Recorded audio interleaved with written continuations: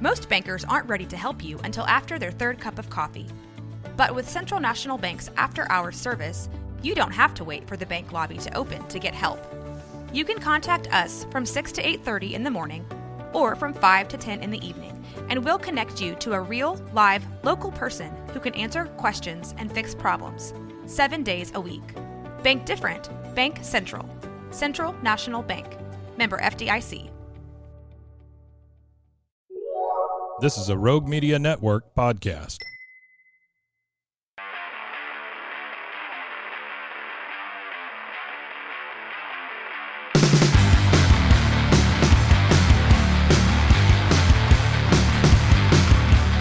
I mean, we just talked about the fact that you could be playing hockey right now if you wanted to.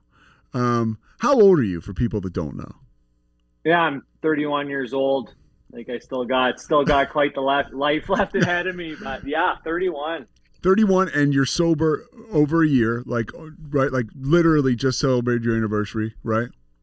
Yeah, on June 6th, the last month there, just hit my 1 year, man, and I'm 13 months thankful, or 13 dude. months tomorrow. Yes. All right, so I want to go back into your story now. You in Ontario now? I'm a Saskatchewan boy, born and raised. So you're in Saskatchewan. You were born and raised in Saskatchewan. At what point did hockey become a huge part of your life? Man, is honestly, since I was 2 years old, I have two older brothers that kind of led the way for me, right? They're two big sports guys too. The one's 4 years older and the other one's 6. So I kind of led me the path to play hockey. And I know my parents were so busy with my brothers, right? So I had to follow along with them, go on the bus trips, go to the hockey rink. So I fell in love with it at such a young age, man. Whenever time I had a hockey stick in my hand, I knew this is my life. I knew I wanted to be a hockey player ever since the age of 2. So I fell in love with the game quick, man. All right, so there's a passion right there. How about the alcohol and drugs? When did that come into your life?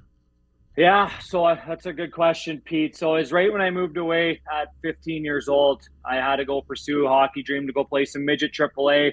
From being in a small town in Saskatchewan and Kinnersley, we didn't have that. We only had A hockey or AA hockey, right? So for me, in order to pursue my NHL dream, I had to move away from home at such a young age and start to get billeted. I had to make new friends, obviously attend a new school. And right then, my first rookie party, man, it was ever since alcohol touched my lips, I fell in love with it, man. So at Obviously, 15, you move away from home. Are you excited about this? Because as an athlete, it makes total sense. You're following your dream. It's like black and white, right? But as a person, I would imagine there's a little bit of baggage to that. What do you remember from that decision, or I guess that move? Yeah, I remember, man, I was scared shitless. Being in a hometown in Kinnersley, man, in the small town of 4,500 people, I was the only kid my age and around this neck of the woods that had an opportunity to go. And my parents, we were kind of green people, meaning we didn't really know much about the outside world and outside hockey world. I just ended up getting a God-given talent, I guess, and kind of relied on the outside world to talk to my parents to find the best route for myself. And man, I remember packing up that minivan and my mom taking me, and I remember I was scared. I was homesick. My mom's my best friend growing up. My dad's my role model, and I'm super close to my family, but I knew I had to, man. And now looking back, like, I know I was hockey ready, physically wise, I was ready, but mentally, I didn't know what I was getting myself into, and I didn't really have anyone to talk to about it, right? Because I was the only kid in my neck of the woods that got this opportunity. So we relied on a lot of outsiders, man, to help me with my decision making and everything. And I knew I had to go at a young age, and when I did, it was quite the eye opener for me, Pete. And you go there, so you leave home at 15. You mentioned that you start to drink. Is the culture already a one of drinking at 15 years of age, getting into quote unquote pro hockey? Yeah, it's almost scary when you think about it. We have a junior A program here in Kinnersley, and I remember when I was a kid, I used to be a stick boy and water boy for these guys, and I always seen all these guys drinking and whatnot, but I didn't think I was going to get that involved with it, man. When I moved to Saskatoon and attending the new school, like, I was a popular kid in my hometown, right? I was always the leader. I would imagine so. You got charisma. Yeah. You got the look. Yeah, you're a man. star athlete. Yeah, and like I was never the bully too, right? I was a good kid growing up. Like I had all the traits and everything, but when I moved away, I almost had to paint a picture on my face. I had to hide my feelings because you're right, this hockey culture, man, it's tough guy mentality. It's if you have any problem or think you have any problem, you don't know who to go to because mental health wasn't even a talk back in the day and when I was 15 years old going away. So man, honestly, I'll never forget my rookie party. Obviously the hazing going on. I remember we had a chug Colt 45 piss warm beers taped to our hands. We had a dance naked in front of parties and stuff. But I was just the culture, right? My mentality going in there, man, I wanted to be liked and I wanted the vets to like me being a rookie. I wanted to be the guy where the vets could like. So I almost painted a picture on my face. I was the most outgoing kid at parties. And I remember, man, the very first party, I was really, really drunk and my nervousness was gone. My anxiety, my depression. These are the things I did not know what was going on. I thought everyone was dealing with it. And I thought just me moving away from home was the reason why I'm feeling these ways. And man, ever since I touched that alcohol to my lips, it was a regular everyday occurrence, man. Yeah. So you mentioned, I mean, it sounds, I can relate a lot. You know, it's almost like you're telling my story in a sense that like the moment, and you know, you're a much better hockey player than I was, football player. But the moment I started to find my identity with sports, it was really synonymous with the moment I started to drink and like it. And it all, and there was a social component too, where I was like, okay, this is who I am as a person socially. I'm a hockey guy, or in my case, I'm the athlete that goes out and gets drunk, you know, and then girls come into my orbit. And then it's like, that's another thing that I'm driven by. Those were my North Stars, right? And sports and education being the last ones. But, you know, hockey or football, or I'm sorry, alcohol and women, right? That was a huge thing. That was a huge, I mean, I got sidetracked, still get sidetracked today, right? With some of that stuff, you know, not the alcohol, but the relationships. What did you, what kind of like reception did you get from the veterans? Like when you say veterans, first of all, how old are they? They would be in the 17. So midget AAA would be 17-year-old would be your last year. And yeah, man, I just remember I was a light kid, but that's all because I was the clown. I was the guy that's one sec. Hey, sorry about that. This is my guy, Duke, my dog in the background. Yeah, he's a handsome devil, dude. Oh man. But yeah, just like going back to the vet, man, like my goal, I just wanted to be the light from being the top end kid around my neck of the woods and me being the popular guy in school. I'm like, hey, how am I going to do this? How am I going to go into Saskatoon? It's such a big city now, me attending school, and these great girls took over my life. When I seen a party of all these girls, like my eyes just lit up. And you're right, sports and everything was kind of the second nature to me. And ever since I started drinking alcohol, it just went downhill from there. I started not even caring about hockey. I was still a top scorer of that hockey team. Like I was still a good player, but like hitting the gym, that wasn't even in my brain. I would not go to the gym. You know, my schoolwork, I remember getting suspended my first month going into my new high school. Like it was a wrecking ball, man. And I did not know how to speak up because you know how it is with this hockey and sports culture. It's the tough guy mentality. And I was too scared to talk to my buddies, like my teammates, about what was really going on with me, being nervous and homesick. And I was scared to tell my parents because everything they done for me, man, all the money they blown on me with hockey, all the road trips they done with me. The last thing I wanted to do is call my mom and dad saying, I don't want to do this anymore. But it's that fucked up mentality. First of all, let me stop you there, DJ. Like your parents didn't blow money on you. You know what I mean? You were a great player. Like you went there. I mean, clearly, the guy you are today is an important, effective person, and now you're really having an impact, right? And we'll talk about that in a little bit. But like, this is all part of who you were. Like you earned that. I mean, a lot of people would, what I would imagine, would really die to be in your shoes at 15. You know, and it's very obvious you got this great humility about you. But when you're there and you feel like, you know, you're blowing, you said blowing the money. I wanted to get back to that. Did you feel like it was because you were drinking and like kind of fucking off? You're like, oh my gosh, my parents are putting money into this. I'm drinking. Because then for me, it sounds like the shame thing, just that cycle. Oh man, 100%. And then, you know, giving me money, transferring me money to to go with food and school and whatnot. But here I am going to liquor board stores and spending that. And you're right, it's the shame, man. You know, I painted a picture on my face every time my parents called to check in. Like, it was still regular, but I would not tell them what was going on. I'm always saying I'm having a great time, you know, but deep down I'm hurting because I couldn't find a way. I couldn't talk to a coach what was going on. The coaches back in the day, it was pure intimidation game. I was lucky to get a couple words in with the coach back in the day. You know what I mean? And and it's just like, if I did go and share, hey, coach, I'm homesick or whatever, I was scared of being a distraction to the team or, you know, dropping down the lineup, like all those things, especially being a 15-year-old kid looking back, like it's hard, man, moving away at such a young age and trying to deal with real life. You're so used to being with mom and dad, you know, making the decisions for you, but now going to a new high school, making new friends, and you kind of get a little bit of a leverage, right? You're not with your parents anymore. You kind of get to sneak away and experience the real world, and it really I experienced it really quick. So man, I know there's a lot of shame in it. Well, yeah. What was your first consequence? Something that you remember happening, whether you were 15 or 18, where you were like, holy shit, like this is either you got in trouble or you saw it affecting your play? Yeah, this would have been my first year. It goes so.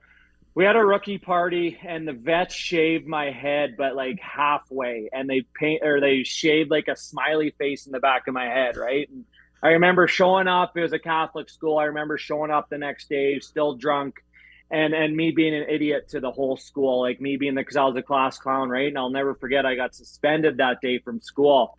And the next day I couldn't deal with it. And I remember we played a game that night and we lost big time, and we had to be at the rink by 6:00 in the morning because we were going to go on the ice and get bag skated. We're going to, you know, like that. And my sweet thing, there's me and two other buddies that stayed in the rink parking lot and drank ourselves all night and stayed at the rink in the parking lot and drank, man. And right then I knew something was wrong. You know what I mean? Because and the next day I remember the coach coming in and losing a strip off us and telling us. And I remember I was lost, man. And I was starting to do these things that I never knew I could. Right?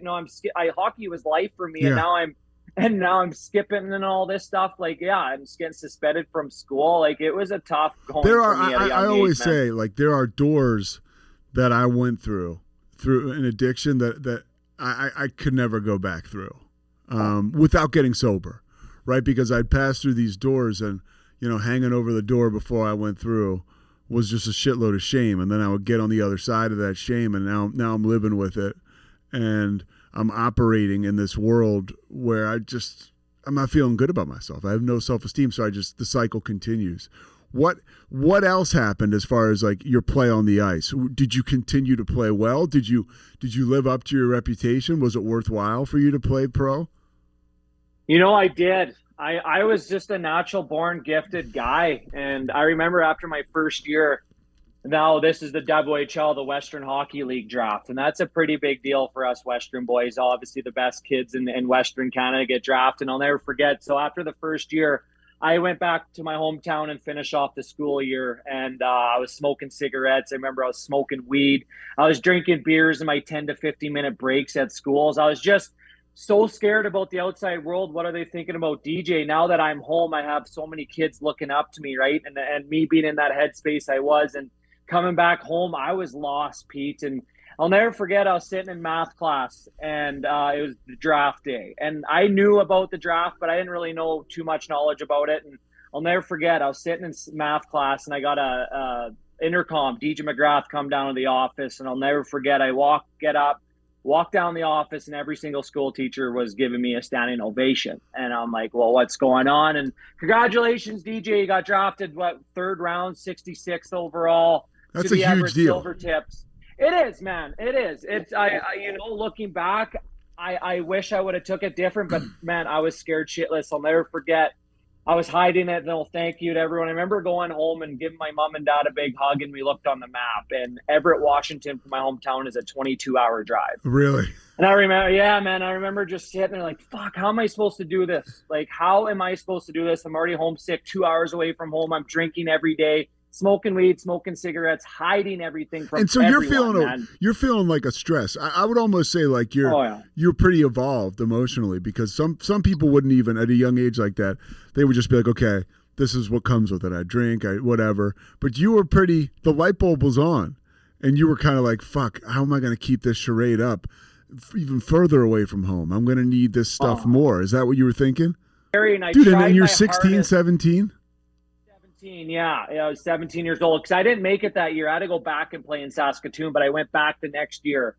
And I finally got in shape, and I told myself I needed to do it. And I did make that team. I lost all this weight, and I finally was like, Deej, I was still drinking though. Like I loved and you were a drinking, scorer. When you got into pro hockey, you were a scorer, right? Yeah. Oh yeah. I was a big time goal scorer until I finally made that Everett team, and it ended up being a fifth liner. I would like to say I was. It was tough, man. Yeah, there was a lot of guys. It was just hard from being a top end kid in my neck of the woods and then heading out to Everett, man. I remember I was the fourth, fifth line. I remember walking into practice, and my coach, he played in the NHL for a long time, and he was just a pure intimidation dude. I was scared to talk to him.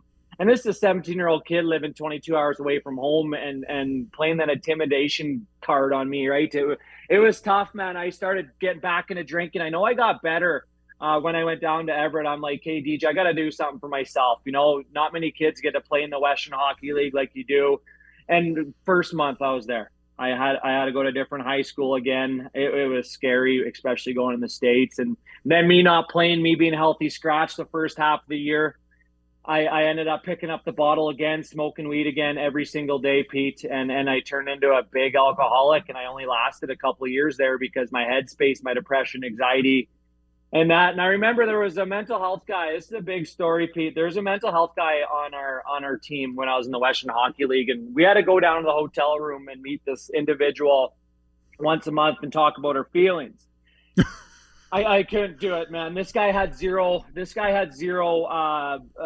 past on being a sports guy. He wasn't even played any sports. Like, it was hard for me to relate to the guy, for me to talk to this guy, because he would relay our message to the coach, right? Yeah. And there's no way in hell, me being 17 years old, I would tell this guy, because I was scared. I was scared of getting traded. I was scared of being the distraction to the team. There's no way in hell that I would have told anyone. So after those 2 years, Pete, I ended up quitting the Western Hockey League, and I ended up moving back home to Kindersley to play for my hometown in Junior A. And how much of a come down was that? You know what it was, but Junior A is still a pretty good hockey league, but that's the school route. So there's a different hockey routes you can go. The Western Hockey League, you got to make a decision at 15 years old if you want to play in the Western Hockey League or if you want to play Div 1 and go college route. Gotcha. So you re-navigated back to the school route. Yeah, okay. But I had to, right? I had, because no other dub team was picking me up, so I had to go back and play the school route. But now But you're not giving up on the dream at this point in time. I'm not. Yeah. No, I'm not. But you know what, P? I had to, when I came back, I couldn't get a scholarship anymore because I played in the Western Hockey League. Why? You had to make that decision. Gotcha, because you made money. Okay, yep. Gotcha. Yeah, exactly. So now when I come back to my Junior A team, I can't get a scholarship. So I'm like thinking in the back of my head, I'm kind of pissing my career away here, Deej. Now you're back in your hometown, which was my dream to play for my hometown team when I was a kid. But now I can't get a scholarship. I'm 18 years old now. Coming back to my hometown, this is where it started escalating, man. Every day. What started to happen? That's kind of what happened with me in my life. Like, I ended up getting a good job, but back around Philadelphia, and man, it was pretty bad. I was just, all my old haunts and all my people had evolved like I had, and they were evolving into, like, you know, unsavory stuff, whatever. But so your path takes you back home, and you said it got real bad. Take me inside a day of, like, how are you getting by at this point? Yeah, so I'm back at my parents' house, back in the basement. Are you drinking down there? Are you sneaking alcohol or anything? I am partying, you know, right when practice was done, I'd come home and grab a case of beer, and I always had but not being hometown, I had some hometown friends I could go and sneak away for a bit and drink. And I had a bad knee injury that year. I remember I came back home and I was doing pretty good being a young guy in that league until I got hit and I ruptured my ACL. I tore it off, tore my MCL and my kneecap meniscus at the same time. And that's where it went downhill, man. I remember I couldn't even show up to the rink without being drunk. I couldn't watch my teammates without being drunk. I was happy I got prescribed some pills, and I'm so thankful to this day because I started getting hooked on them. Yeah. I T3s and all those painkillers What are that the T3s? doc Tylenol? T3s is like it's Yeah. like a really like a Yeah. step above the normal Tylenol and stuff like that, and obviously the other serious ones. And I'm glad my mom kind of looked out for me there because I was starting to use them. I was starting to take them. It was starting to numb me, my feelings, my anxiety, my depression, because I was a hometown hero, man. It was what they call me, hometown kid coming back to play for his hometown, and now me getting hurt. Now me being a full-blown alcoholic, smoking cigarettes, smoking weed. I was so scared about people finding out about what was really going on, man. And after that knee injury, I'd have missed that whole year.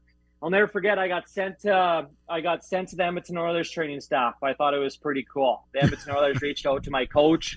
It was like, I wanna work with this kid because I didn't get an MRI yet on my knee. And I remember going out there and I worked hard with the Edmonton Oilers, got it strong. And I remember coming back for a girls hockey practice. And I remember I went out for a skate and just my skates, glove and stick on just to test it out. Because playoff was coming around the corner, and me being a hockey guy, there's no way in hell I was missing that playoffs. Right. And Yeah. I remember getting on the ice and I went straight, was fine, did a left turn, was fine, and then right, and all of a sudden, smack, my knee buckled to the ground.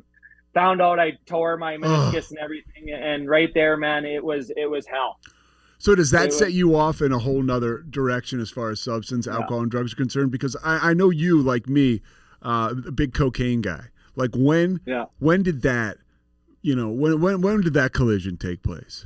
That happened. So that was my 18-year-old year, and I ended up playing till I was 20 years old with the Clippers, and I got to be the hometown captain for the Clippers, which is a huge, huge responsibility. And we ended up not having a good year, but I got a full ride scholarship to Red Deer, Alberta College.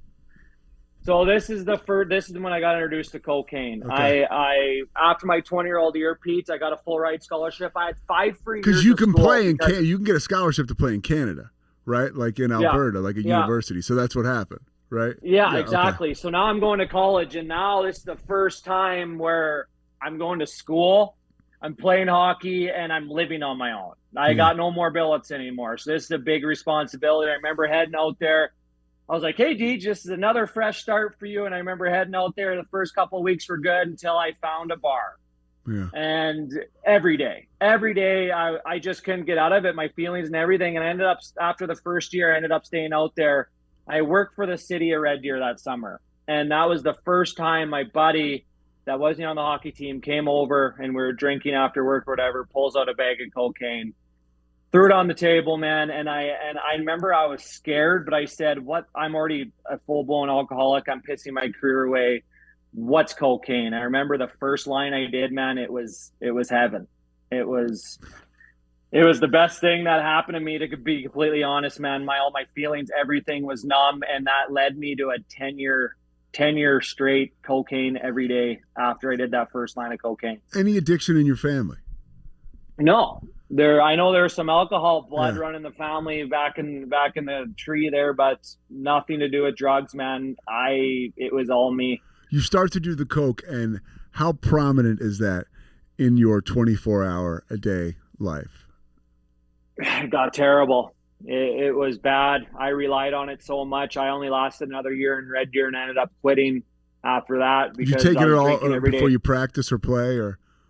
Yeah, you know what I did, man. It was towards my second year. I stopped showing up for practice. I stopped showing up for team functions or whatever, and it was a pretty big thing for us to play. And I was assistant captain on that team too. And I don't know how I did it, man. And honestly, I started doing drugs every day, all day, but it got worse when I quit Red Deer. Pissed my career away. Now I'm back home in Kindersley. Did you play? Did you play at all on cocaine, or? I didn't. No. Okay. Obviously I did a little bit of rec fun hockey, yeah, but sure. this is a whole nother level, man. But no, I didn't do that because my heart would jump right through me. But no, I was good. But I mean, obviously, man, when I'm going on a 3 to 4 day bender and I play the next night, you're not good. No. You said you only lasted a year. Was it coaches, other people on the team? Did they kind of smoke you out, or were you just ineffective and unaccountable? It wasn't even that. Like I was effective on that in the hockey games, like and stuff. That's the thing. But it was me. I couldn't handle it anymore. I pissed school away. I wasn't even showing up for school. That I was trying to be a school teacher. I wanted to be a school teacher when I grew up, and I pissed that all away. I wasn't showing up for hockey. I wasn't showing up for school. And my parents were feeding me money, man, thinking I'm spending it on food. I'm spending it on school, my rent that I'm paying out in Red Deer, but it's all going to drugs. And I remember after I played 2 years there, and after my second year, I remember calling my dad. I said, Dad, I'm ready. I'm done. I want to do the real world now. Hockey's not for me. But I couldn't tell him what was going on. Yeah.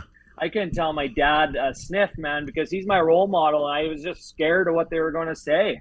Take me inside your relationship with women as this is starting to become, you're big time into cocaine now. Yeah, I you know what? Now looking back, man, I lost a lot of great women in my life. A lot of right ones that came in. Now looking back, they were trying to help me. They didn't really know to a certain extent, but they knew something was going on. But I didn't have any feelings anymore. I didn't care about anything. My feelings were frozen when I was doing cocaine, and I would hang around with the strangest people, like people I would never hang out with. But here I am, 4 o'clock in the morning, partying with these individuals. Dude, I can relate, dude. Yeah. Oh my God. Yeah. Yeah, it was tough, man. Like my relationships sucked. It was not. Were people still like, now you're the hometown hero, and hockey is over with, right? At this point, because you tell your dad, hey, I need to do the real world thing after a year. Correct me if I'm wrong on any of this, but after a year at school, right? You come back home, you're like, 2 years. 2 years. 2 years. Okay. Yeah. You're like, I can't even, you just blow out your whole career. So you're back home and you're doing drugs. What is your elevator pitch when you see people? Like, what are you fucking telling them about your life? That was something I struggled with. Like, and it's always so pathetic when you get somebody in active addiction. And I'm not taking people's inventory in the moment, but you can kind of tell. It's like, hey, how you doing? And the person tells you way too much about what's going on, and you can tell, like, and oh man, they're not doing so hot. Like, they're not where they expected to be in life. Like, they think I care, and I can see it. I can see that, if I know ahead of time that somebody might be addicted or alcoholic, I'm like, oh yeah, this all makes sense now. What was your, pitch to people? What were you telling people? Yeah, well, that's now looking back, Pete. Like when I came back home, I ended up selling vehicles in my hometown. So I was dealing with the public every day, all day. I still don't know how I did it, but I remember, like, when people talk to me, it was, I tried to relate it back to them. I wanted to talk to them because I was so defensive. I didn't want anyone to think or realize what was really going on. Like, whenever someone asks, like, Deej, is everything okay? I'm like, oh, what are you talking about, man? Everything is good. And I would try switching the subject, right? Because I did not want anyone to have a lick of what was really going on with me, because I was scared of being judged. I was scared of what my hometown is going to think of Jay McGrath now he's done hockey. I already feel like I'm a no one. Yeah. I already feel like I was always a hockey kid. Now I am the guy that only knew the real reason why I'm back in Kinnersley. When everyone thinks, well, I just gave up and now I'm home, but no one knew I was a full-blown cocaine addict and an alcoholic. Where were you getting the coke, by the way, when you were living close to home? Like, I'm not asking for a person, but like all over the place? Well, honestly, man, like, small town of 4,500 people, and where I grew up, it's a really competitive town. It's a big oil and gas town and farming community. So I can honestly look out my front window. I can't really see the house, but it's down the road, man. Okay. So what I would do, Pete, before work, I work 6 days a week. Before, I'd go to the dealer's house, grab what I got, and then after work, I'd go re-up myself and do it again. But every day after 5:30, I'd come home, shut my curtains, lock my doors, and cry myself to sleep every night for 10 years now. Were you doing drugs while you're selling cars and stuff? No, I wasn't. But obviously, like, right when that 5:30 hit, it was game time for me, man. But obviously, when I wasn't sleeping, I barely got any sleep. Yeah. So I was obviously bunged up on drugs. When alcohol too? Yeah. Oh yeah. It was an everyday. I now looking back, I didn't not necessarily need alcohol anymore. There was a time in my life where I would just buy cocaine. I didn't need to be drunk. Wow. I didn't need to drink in order to do cocaine. It was the opposite, man. See, I was always like, I heard Jason Bateman say this once. He's sober, the actor, and he would say it was like alcohol and drugs. it's like alcohol and cocaine. It was like fries and ketchup. Like I always had to have the two together. And I know people that weren't necessarily like that all the time. You were one of those people. How do you start to really crater? I mean, you've shared with me and the research I've done. I mean, dude, you were going through two 8 balls a day. Is that right? Close, man. Yeah. I mean, not consecutive days, but I mean, it was up there. Cocaine's a drug where it's too hard to quit, right? Yeah. And yeah, man, it was bad. I got really, really bad. It was rock bottom. Like I'm thankful I'm here today, man, because on June 6th was the do or die situation for me, Pete. So. What brought us up to June 6th? I mean, you've got no hockey. Are you dating anybody at this point in time before you get sober? I mean, because you've screwed up your hockey career. You've screwed up your personal relationships. It's clear that we always have that bullshit voice that tells us we're not good enough. I still duke it out with that once, every couple of days. But when you do, we have shame that we actually earn, which is always a motherfucker. So so then you pile the reality stuff in there. It's just a real tough deal to snap out of. Like, so, and I guess I want to hear how you snapped out of it, but I asked you a question before that. Yeah. What's the dating situation like coming up to this bottom? Yeah. Obviously I had some relationships, terrible relationships. I know. Yeah. I remember dating a mother with 3 kids, and I did it because I was lonely. I think I did it because I was not in the headspace, man. Like I got in relationships that now looking back was thank God I didn't pursue this because I was going downhill, man. I was so lonely and I just wanted someone to love me. And I just started trying to find relationships, the wrong ones. And it was bad, man. Like whenever, like I'm still bad to this day. Like I still don't trust myself with getting in a relationship right now, Pete, because I'm still working on myself and I'm bad. If we got in an argument or a fight, well, I'm going to get an 8 ball of cocaine and I'm going to do it all. And, because I didn't give a shit about anything anymore. And I don't know how that happened to me because I was just a small town athlete where I remember in elementary school, there would be mental health guys coming in and talking to me about drugs and alcohol. But here I am. This is never going to happen to me. I'm an athlete. I'm a hockey player. I haven't seen this shit in my life. Well, here I am 15 years later, man. I'm happy. But yeah, going back to relationships, I think just because the monster I created, man, I found and attracted the wrong people. So yeah, it was a tough go, dude, for 10 years. All right. So what happens that leads to this? For me, I had the gift of desperation. What happened to you? What does your bottom look like? I mean, it's not too long ago. It's 13 months ago to the day tomorrow. I mean, so break that down. Yeah. So this is 11 o'clock at night, man. This is me doing cocaine every single day. Like I said, after work, I'd shut the curtain, shut the door, do cocaine and cry myself to sleep. And there was one night, June 6th, 2022, I had enough. I was ready to die. It was everything I lied about to my parents, me wrecking my career, me doing this to myself. All the pressures, all my anxiety, depression built up so much. I was ready to end it. That was on my mind, but I still can't explain this feeling, Pete. It was almost like a devil on one side and an angel on the other, man. And the devil telling me, you're fine, Deej. You're going to wake up tomorrow. Everything's going to be okay. But I finally had a sense of hope, man. I still can't explain this feeling, but it was a feeling where, Deej, this is the night where you could tell someone. You could finally go and tell someone. I still can't describe it, but it was a do or die situation for me, man. And I remember I was like, okay, I got to go tell my mom and dad. I have to. Are you living with them or are you living like? No, I'm living in my own house now. Uh-huh. And so it's 11 o'clock at night on June 11 6th. o'clock at night. I was do or die. I had a rope in my room and everything. You man, did. If you're going to be completely honest, like it was. I tear up when I think about it, man, because everything, how does that happen to an athlete? How does that happen to us where we had everything? I didn't have any trauma when I was a kid, Pete. I didn't have anything, man. I had everything. And then this happens, and I remember I said, fuck, I got to do this. I know I have life left in me. I don't want to do this to my mom and dad. And I remember driving to my mom and dad's house. It's about a 5-minute drive, and it took me a half hour, dude. Different scenarios going through my head.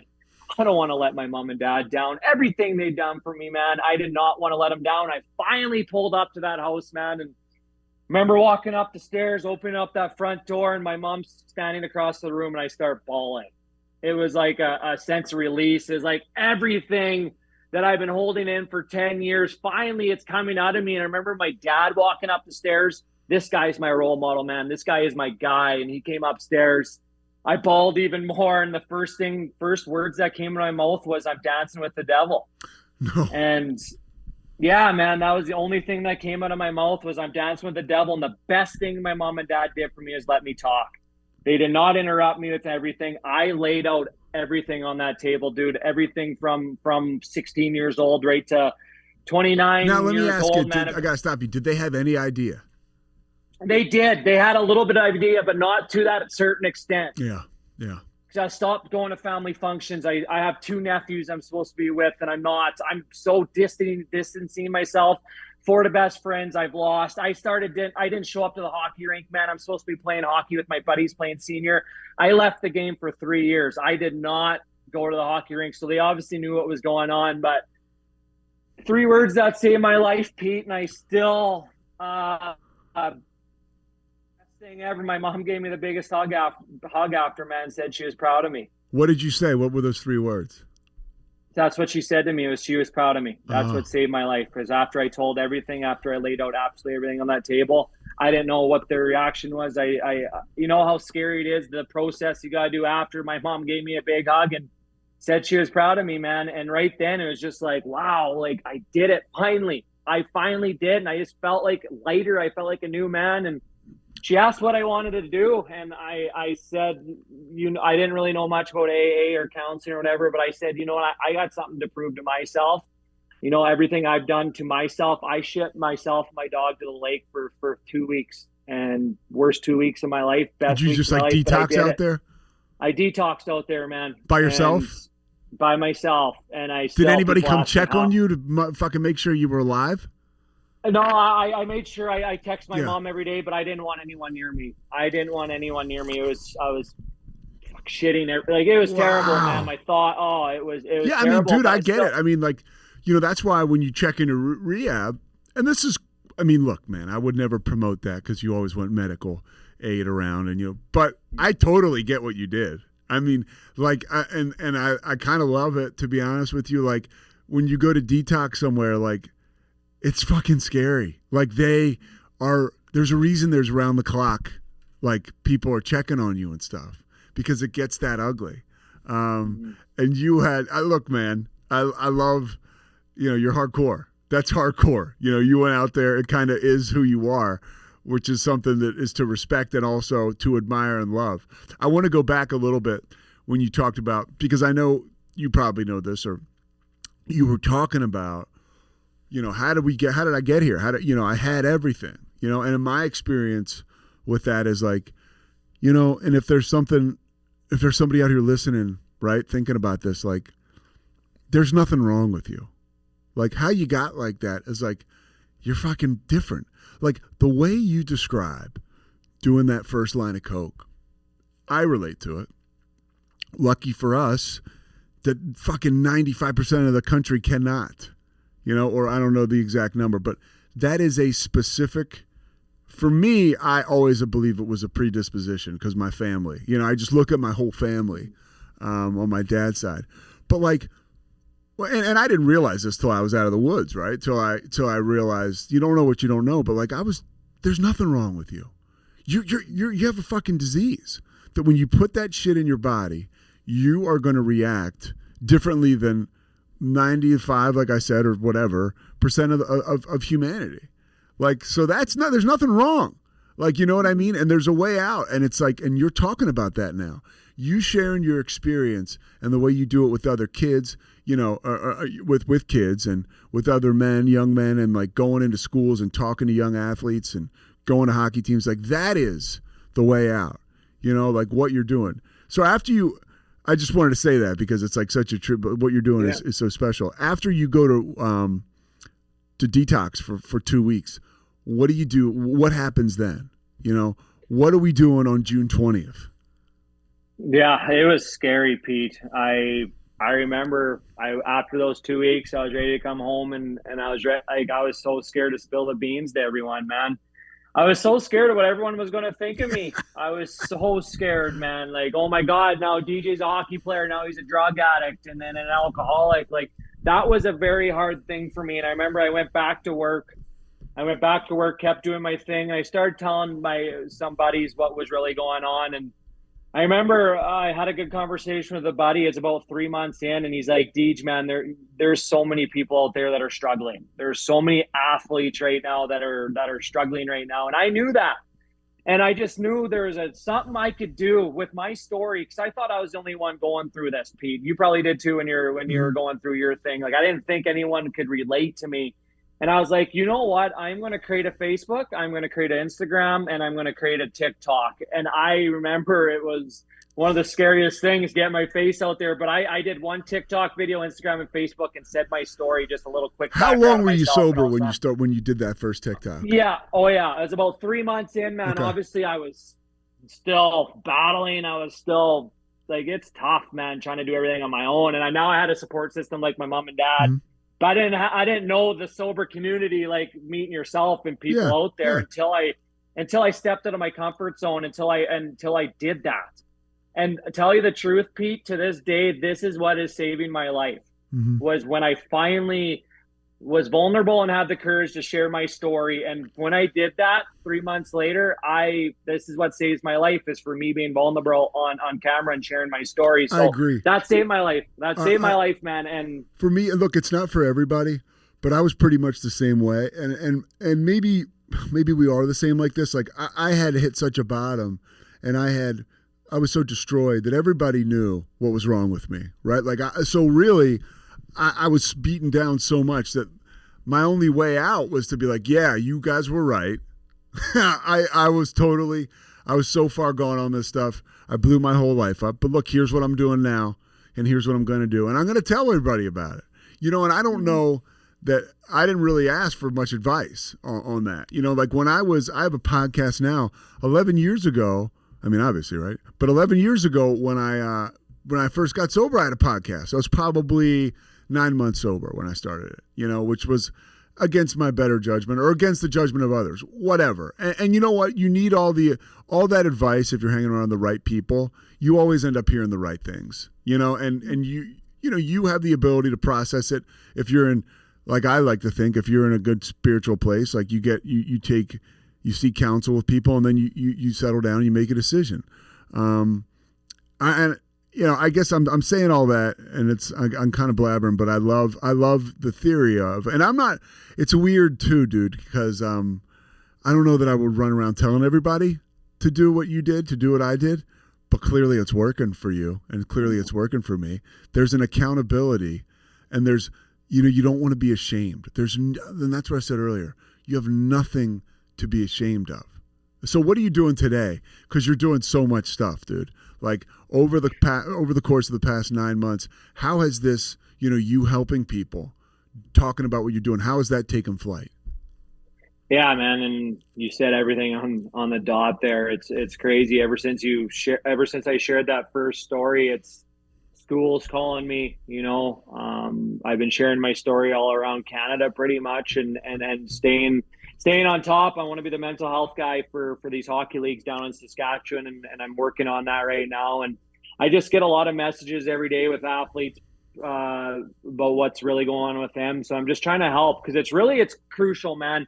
There's a lot of these hockey leagues, there's a lot of these sports guys that are bringing mental health guys in that don't have a background of sports. Mm-hmm. You know what I mean? So I'm sending emails, and I'm trying to get my face in there to be that guy, because I get hundreds of messages a day with athletes, man, on saying what's going on. And it all boils down to they're scared to speak up, and they're scared to get judged.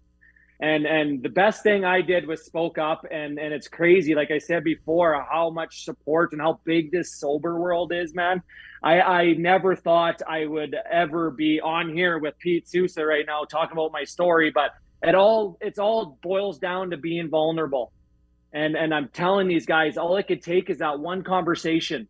That one conversation could change your life forever, because it did for me. And being real and raw. Because I'm a firm believer, Pete, that everyone is going through something, but no, everyone is scared to speak up, especially us males, man. You know how it is. We got to be the alphas. Hey, we got to be the tough guys all the time. But man, I tried doing that and I almost died. Yeah. And I'm confident saying that. I have no shame anymore. Like you say, I don't have any shame anymore speaking up and telling my story. I don't have any shame saying I'm an alcoholic, I was a drug addict, because was who I am, but that's not who I am, you know? So I got so much passion for what I'm doing, man, because I know there's a lot of people struggling out there, and I know people could hear from someone that's been there, you know, that has experience, and now he's out of it, and now he's happy, and he's doing it himself. And I don't have anything against counseling and rehab, but it goes to show, like, being vulnerable is what saved my life, dude, and doing what I'm doing. So it's huge, dude. I love it. It's my new passion. I can tell, and it's so important, because I'm telling you, man, what you have now, and it's like you got 13 months. As far as I'm concerned, you might as well have forever. And here's what I mean. Like, some of my most vibrant moments in sobriety and in life, dude, pure as the driven fucking snow, was when I was a year sober, 8 months sober, 7 months sober. I was working a program. This was for me. I was just so connected and so dialed in. And I was like, now there was a lot of stuff I wasn't as polished as I'm not polished. I shouldn't fucking say that. I didn't have a chance to learn in sobriety and how to live life. I'm definitely not polished. But I had to learn how to do things sober over the course of time. You know what I mean? But as far as like my thoughts and my actions, and like, dude, it's the best. I just love what you're doing. This is the last question for you, because we're coming up on time. What's next for you? You mentioned, I love the fact that, you were a scorer. I've read about you in hockey. You were an incredible scorer. You became a goon because you needed to kind of like just keep your longevity. You needed to keep a career going. What's next for you? Is it going back into playing hockey? Because I know you're going to carry this message. But what is next?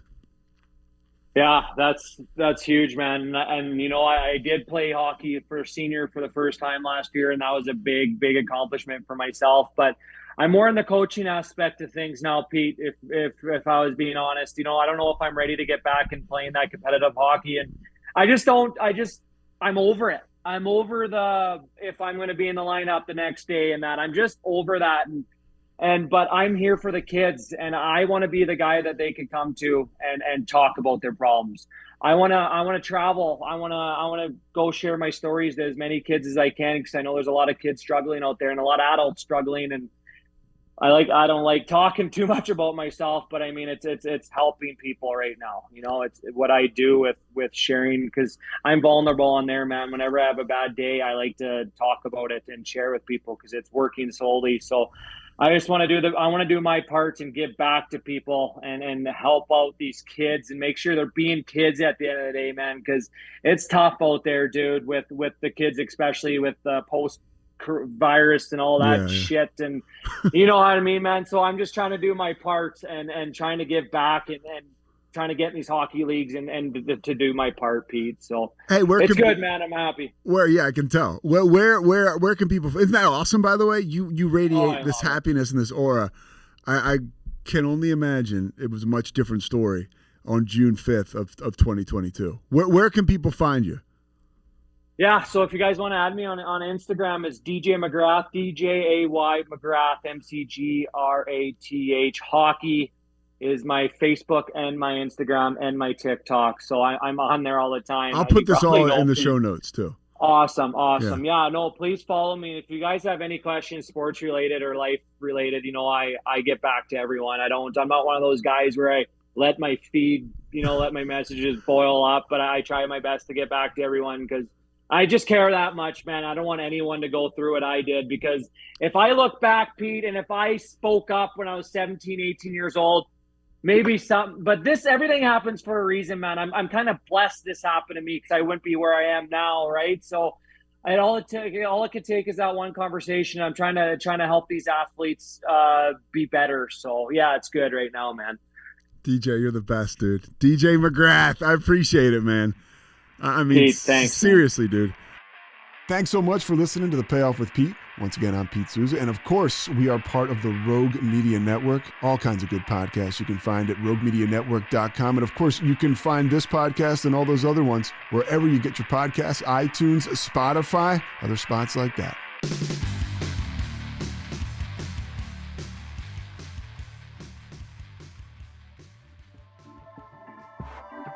This has been a Rogue Media Network production.